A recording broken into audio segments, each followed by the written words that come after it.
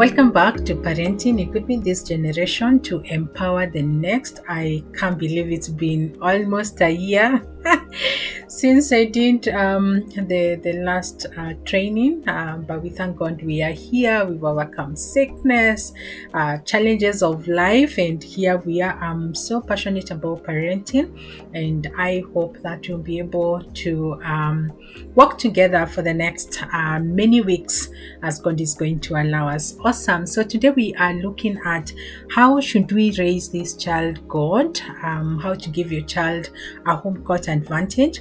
A few years back, I was talking to my best friend from high school, and that's like a zillion of years back. And she was just, encouraging me on how parenting seems to flow naturally or, in a graceful way for me. But it's not always been like that. And so I was sharing with her some of the lessons that I've been able to learn in parenting.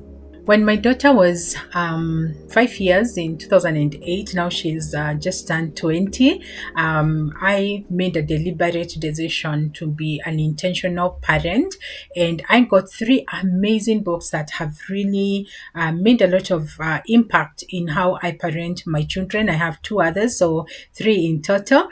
And these books have become such an anchor. Of course, there are so many other amazing books out there, but for me, these three I picked when I was very young in my parenting journey, and they've become such a blessing to me. I bought Pat Williams, Coaching Your Kids to Be Leaders, The Keys to Unlocking Their Potential. I also got Robert Walmuth's The Most Important Place on Earth, What a Christian Home Looks Like and How to Build One. Those two were from CLC Kenya, my employer at that time. I'm still there up to date. And I also got from a sister bookshop, Keswick Books and Gifts, Dr. Kevin Leman's Home Court Advantage, Preparing Your Children to Be Winners in Life. And so these three books have really, I have gleaned a lot of, wisdom from these three amazing books. And I would want to share that with you today. The objective was to give my daughter, she was the only child at that time, was to give her a home court advantage, the best I could do, given my situation and my circumstances. I was going through a very difficult financial time, very difficult emotional time. It's like we were transitioning from, one stage of life or phase of life to another. And I just wanted to make sure that I can do the best I could do for my child. And so according to Wikipedia, home court advantage, and I'm going to read, also called home court advantage or home advantage, describes the benefit that the home team is said to gain over the visiting team. In this case, the visiting team would be the world and its system, and my child becomes the other person that is playing in this game. So, Home Court Advantage book by Dr. Kevin Leman, it will equip me as a mom to know how to prepare my home to be the best place that my child could thrive.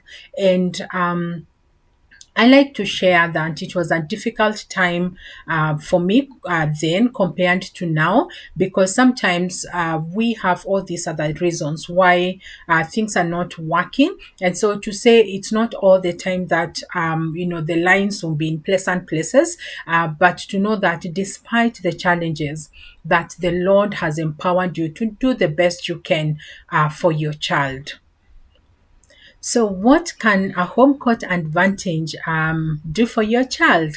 Let me start with a story. A story is told. I'm not sure whether it's true or not, but a story is told of this boy who would, pick animals and put them in his bag where, school books and, lunch is supposed to go. And one time they caught a tortoise and they went with it to school, back home, back to school. And the boy would just feed this tortoise leaves and different things, and until the day he was discovered by the teachers, and of course he was disciplined or punished and told he needs to concentrate on his education, the academics, reading and things that will make him become a significant person.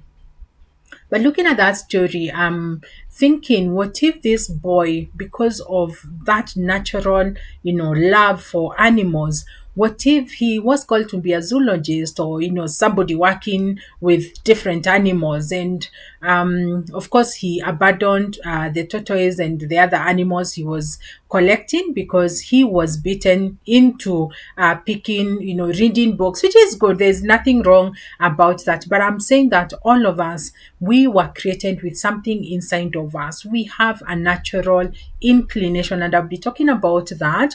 It's a natural bend, it's a natural inclination, it's what we call purpose. Thinking of it, if the parents and the teachers for this boy, if they encouraged him to go in that direction, maybe he would have become the best zoologist that we have in the country or even in the world. But because maybe he was pushed to do other things, maybe he became a doctor or an engineer. And I'm picking those because those are, prestigious or considered to be prestigious, jobs, and he can earn a lot of money, but he's very frustrated because architecture, building, that's not what is his natural inclination. He shouldn't be working with animals and developing things to do with animals. And so this inclination or this bent, this purpose for each child needs to be nurtured right at home, and it's not very complicated. It's not rocket science. It can be done for by each and every one of us, because God put our children in our homes because he could see the strengths that we have, and he has deposited something for us to be able, as parents, for us to be able to nurture the gifts and the purposes that God has deposited in each and every child. So the greatest question becomes, how can a parent nurture the purpose of a child right from home, with the resources that we have or don't have, with the time we have or don't have, with the circumstances and the situations that are surrounding us, with the baggage that we are carrying as individuals, even as we parent our children. And I like the story of Samson. I know we have used it for many years, my entire time going through church. Samson has been used as an example of what not to do. But when I was reading the story, I picked this lesson that it becomes very significant for me and for us, even as we parent our children. Let's look at Judges chapter 13. But you shall conceive and give birth to a son. Therefore be careful not to drink or wine or any other intoxicating drink, and do not eat anything unclean. For behold, you shall conceive and give birth to a son. No razor shall come upon his head, for the boy shall be a Nazarite, dedicated to God from birth, and he shall begin to rescue Israel from the hands of the Philistines. Then Manoah pleaded with the Lord and said, O Lord, please let the man of God whom you sent come again to us and teach us what we are to do for the boy who is to be born. And God listened to the voice of Manoah. And the angel of God came again to the woman as she sat in the field, but Manoah, her husband, was not with her. So the woman ran quickly and told her husband, Behold, the man who came to me the other day has appeared to me. Then Manoah got up and followed his wife and came to the man and saying to him, Are you the man who spoke to this woman? He said, I am. And Manoah said, Now when your words come true, what shall be the boy's manner of life and his vocation? The angel of the Lord said to Manoah, The woman must pay attention to everything that I said to her. She may not eat anything that comes from vine, nor drink wine or any other intoxicating drink, nor eat anything unclean. She shall observe everything that I have commanded her. So the woman in due time gave birth to a son and named him Samson. And the boy grew, and the Lord blessed him. And the Spirit of the Lord began to stir him at times in Mahane Dan, between Zorah and Eshtaol. From this scripture, we can see that God has a purpose for each child that is born on this earth. And we can also check that with other scriptures and other mighty men of God and women throughout the Bible. He says to Jeremiah, I knew you before you were formed in your mother's womb. For Samson, we are seeing that God says that this will be a rescuer for Israel. And so it becomes important for us to understand and to comprehend and to value that as our children are received in our homes, that God has a purpose for them. And for Samson, there are a number of things that the Lord was able to, highlight. I like Manoah saying that, please, Lord, just come back again and tell us how are we to raise this child. And so that becomes a very critical prayer for us, and we'll be praying that prayer at the end of this session to tell God, please come and speak to us. How shall we raise this child? What shall we do? What do you require from us as parents as pertains to this particular child?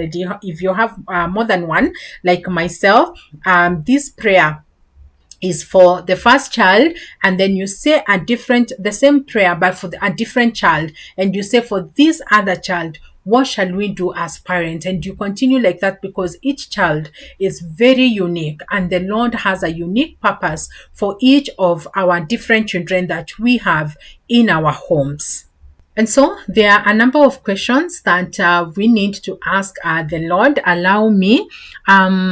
So the angel tells Manoah and his wife the baby is going to be a son.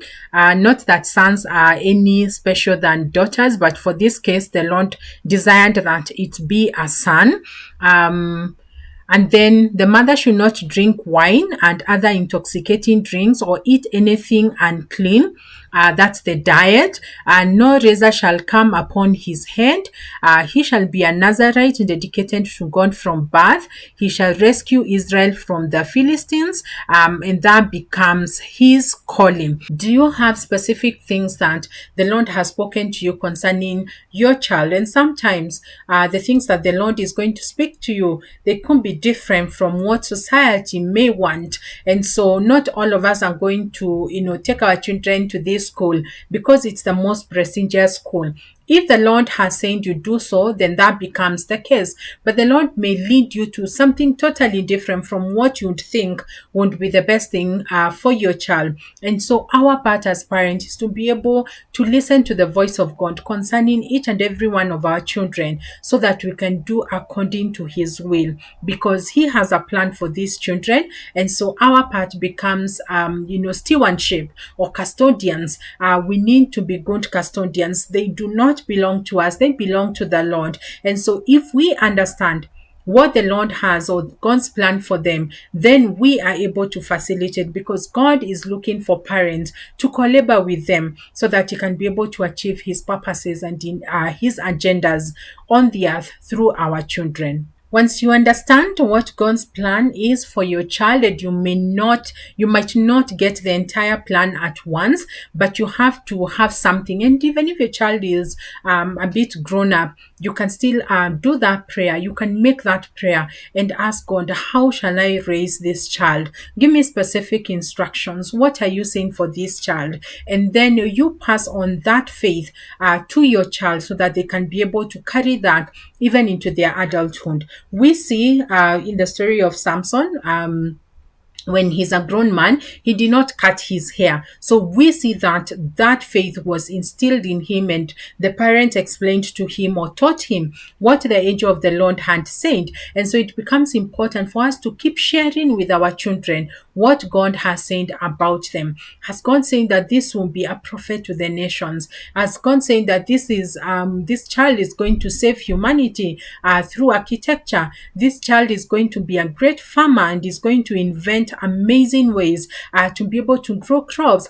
Has God said that this child is going to change the fashion industry and is going to come up with styles and fashion trends that are going to honor the kingdom of God? what is it that the Lord has said concerning your child. And so it is your part, your responsibility as a parent to be able to instill that faith into your child so that they can be able to carry the plans and the purposes of God even as they become adults and transition from our homes to, live their own lives and be able to become everything that God desires for them.